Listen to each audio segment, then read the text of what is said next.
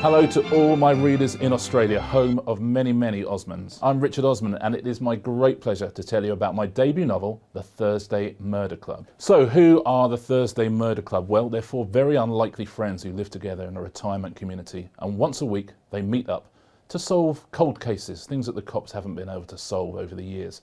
This is all well and good until one day someone turns up dead on their very doorstep. A local property developer, also a very, very dodgy guy. Now, our four friends team up to try and solve that murder, and as they do, the bodies begin to mount up. Our four friends are Elizabeth, she used to be a spy, which is very, very useful. Joyce, who used to be a nurse. Ron, who used to be a trades union leader. And Ibrahim, who was a psychotherapist. They all have very different skills. So can this gang, very unlikely friends, all of them, but very brilliant as well, solve these murders? It'd be a weird book if they didn't, but I can't tell you, you'll have to read it. I had the idea for Thursday Murder Club when I visited a retirement community. It's an absolutely beautiful place, but quite isolated and full of very interesting people. And I genuinely thought, well, this would be an extraordinary place to have a murder. And rather than commit one, I thought I would write about one instead. I wrote the Thursday Murder Club sort of in secret, without telling anyone I was doing it, without letting anybody read any of it either. I sort of just thought I'll write it for myself, and you know, if it's no good at all, at least I would have done it. At least I'd have written a book that I could be proud of. And at the end of the process, probably took about 18 months or so, I showed it to an agent, and I looked very carefully in the whites of her eyes, and she seemed to like it, which was a huge relief. So it's out there now. I'm incredibly proud of it. But throughout the writing process, you know, I was literally just thinking, this might be the worst thing ever. But I've been persuaded that that's not the case. I'm incredibly proud of it. I really hope you like it. And thank you so much in advance for all your support.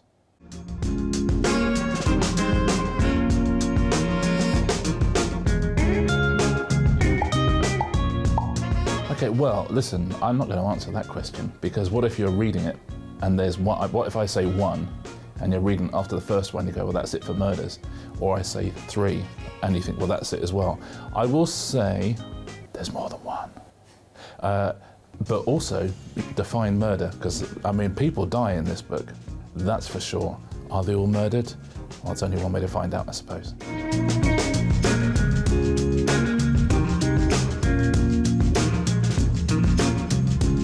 Listen, I don't spend my life thinking about murdering people. Well, I tell a lie. I think about how to get away with it. I'm not going to do it. I promise you that. This must never be used in evidence against me. I think the key thing to the perfect murder is to assume you're going to be arrested for it, and therefore when you're doing it, to plant contradictory evidence. So the best way to commit a murder is to essentially place evidence that when you go to trial means that no jury will convict you. But if I do that in real life, I promise you I haven't really done it.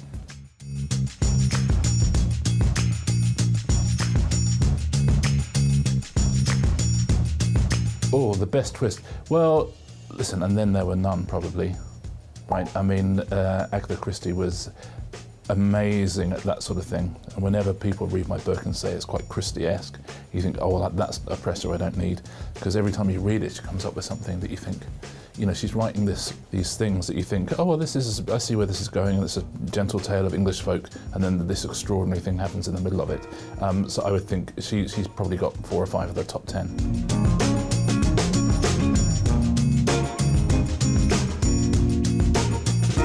Listen, there's some good crisps here, that is for sure.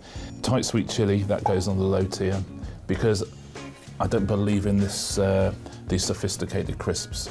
Hipster crisps and stuff like that. You know, that's not for me, so that goes low. And I'm going to put, this is bad because I like a Pringle, but I don't like sour cream Pringles. So sour cream is going in the bottom tier as well. Forgive me. So we've got Sensations and Pringles in the lower tier. Third tier, hula hoops, just because they're ready salted. If they were salt and vinegar or beef, we'd be talking differently. And I'm going to go onion rings as well, I'm afraid, because there's a reason they haven't ever really caught on. You know, they're like an awful guilty. If you find yourself eating onion rings, you know, something's not right. So we got 4 left. Second tier, I like a skip. Skips is one of the few things that the Marks & Spencer skips are very good.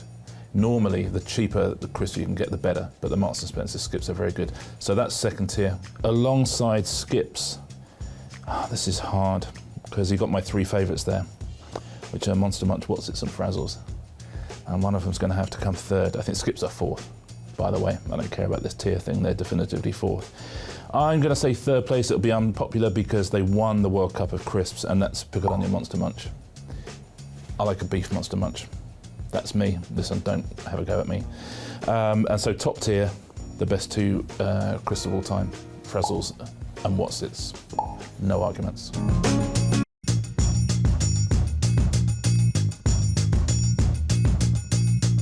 Oh, that's a good question. When I was writing the book, I was reading all of the Patricia Highsmith Ripley novels, and as a group, if you put them together as one book, I might say that.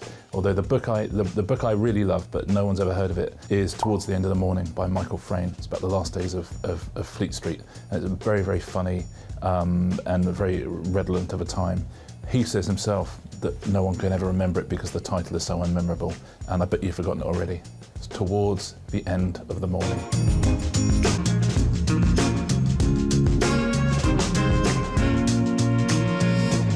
We talk sometimes about making Pointless the movie or Pointless the musical, and to play me would be my favourite actor, and that is Denzel Washington.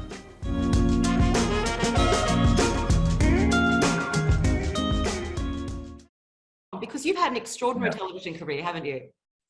Well, I mean, completely accidentally, because, you know, I was always a TV producer for many, many, many years, and now I'm like a proper television presenter. It's very weird. Yes. Well, have these stories been rolling? I mean, you're obviously a wonderful producer and you know stories, but had this always been rolling around in your head that one day there's a book or two or three or four in you? Yeah, I've always been a writer. So I started out in journalism, really, and even in my TV career, I've always written.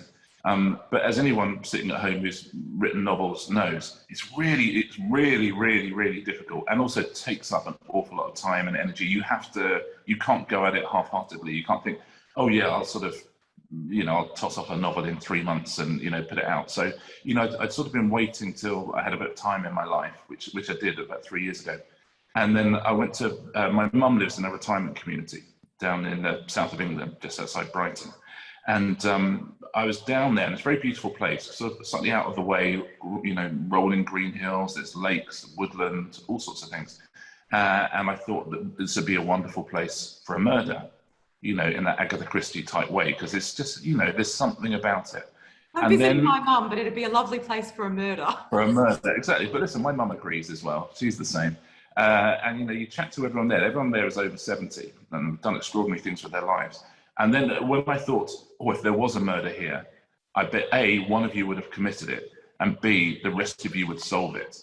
And that's when the Thursday Murder Club came into being. I thought, you know, 4 residents of a retirement community, they meet up once a week to look over unsolved murders, and then a real murder happens on their doorstep, and suddenly, you know, you've got them. The second I had that thought, you're right, my TV producer's brain went, oh, okay, yeah, there's something here. There's something here that can run and run. I can see the characters, I can see the stories. And, you know, I went back that night and started writing Thursday Murder Club. And now, as you say, The Man Who Died Twice, we're 2 books in. Yeah, they love a glass of wine. They came fairly fully formed. And I think that, you know, as with all Brits, and I think Australians, we're sort of obsessed with class. And so, you know, there's 2 working class characters, Ron, who used to be a Labour activist, Joyce, who was a nurse. There's 2 middle class characters, Elizabeth, who, as you say, has a murky past, shall we say, in the security services, and Ibrahim, who is a psychiatrist. And I think because I come from the British working class, and now because of my job and things I've done, I find myself firmly inside the British middle class. I really love the conversation between those 2 bits of Britain, you know, the posh bit and the not posh bit. And I love the unlikely friendships of this gang. And so, yeah, they're all sort of from my past or my present. I sort of feel I know all of them. Joyce is probably the closest to my mum, but in that way, we never really know our mums. I always worried that my mum would think Joyce was a bit too much like her, and she'd be like, have you based Joyce on me? And then she says to me, oh, all my friends say, oh, has he based Elizabeth on you? And you're like, oh, your friends see a different side to you than I do, because I've never seen you as a ruthless international spy. Yeah, I hope so. It's about unlikely friendships. It's about, you know, the lovely thing about having heroes in their 70s is they're such an overlooked part of society, and yet they've got, you know, they've got so much experience and so much intelligence, you know, emotionally and otherwise. And yeah, it's about being in your 70s and being able to have new adventures. and make new friends and looking after each other. And if there's anything in the book if there's something that's really shot through the book, it's people with empathy, really empathetic people, but who are also strong, who are also not scared to, get their hands dirty. And the bad people are all the sociopaths and the narcissists, and the good people are the people who sort of care about the world, but are prepared to do something about it. I put these four through all sorts. They get into all sorts of scrapes and trouble, and they come through warmth and strength at the same time, I think. Well, that's the beautiful thing about them all being in their 70s. Firstly, they've seen everything before. They've heard every tale. They've been everyone's tried to con them. They've done it all. And secondly, the really interesting thing is I think they have slightly fewer consequences to what they do. Like in the first book, one of the key things is they have to get to the heart of the police investigation, and it's quite hard to do. And they do it in various illegal ways. And when the police start kind of going, I'm so sorry, you can't do this, then they're able to just go, what are you going to do? What do you want to do? You're going to arrest me? You're going to stick a 76-year-old woman in the cells overnight? Put me in court? And, no one's, come on. Nothing's going to happen here. And so they get away with an awful lot. It certainly wears the clothes of, if you were just told the outline, you think, oh, it's a cozy little English mystery in the English countryside. Oh, this lovely 4 pensioners, they're solving crimes. And so, it wears those clothes. But underneath that, I want to cause trouble, and I want to give my view of the world. And, I want to tell a story of what it is like to be alive in 2021. And I think it's easy sometimes to and you can read it as a cozy mystery, I'm sure. But if you want to read it something more deeply, you also can, which is, I think, why it's been successful, because I think lots of people from different walks of life are getting different things from it. But yeah, I have strong views on what it is to be human in 2021. And these 4 unlikely neighbours, unlikely friends, are a really nice way to explore those things.